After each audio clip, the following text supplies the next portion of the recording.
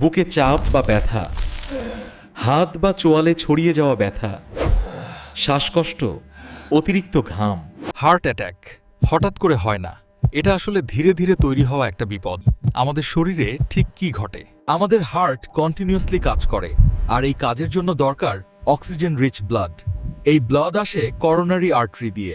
একটি সুস্থ করোনারি ধমনীর ভেতরের দৃশ্য। ধীরে ধীরে চর্বি এবং কোলেস্টেরল জমা হতে শুরু করে। কিন্তু যখন আমাদের শরীরে কোলেস্টেরল বেশি হয়, তখন আর্টারির ভেতরে ফ্যাট জমতে শুরু করে। একে বলে প্ল্যাক। এই প্ল্যাক ধীরে ধীরে আর্টারিকে ন্যারো করে দেয়, ফলে হার্ট ঠিকমতো ব্লাড পায় না। এই চিত্রে একটি করোনারি ধমনী প্লেগ দ্বারা মারাত্মকভাবে সংকুচিত হয়েছে। রক্ত প্রবাহ বাধাগ্রস্ত হয় এবং টার্বুলেন্স তৈরি করে। প্ল্যাক ফেটে যায়, ক্লট তৈরি হয়, ব্লাড ফ্লো পুরোপুরি বন্ধ হয়ে যায়। হার্ট মাসল অক্সিজেন পায় না, কয়েক মিনিটেই টিস্যু ড্যামেজ শুরু হয়।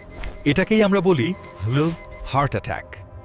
হেলথি ডায়েট, নিয়মিত এক্সারসাইজ, স্মোকিং অ্যাভয়েড করা, এইগুলোই লাইফ বাঁচাতে পারে।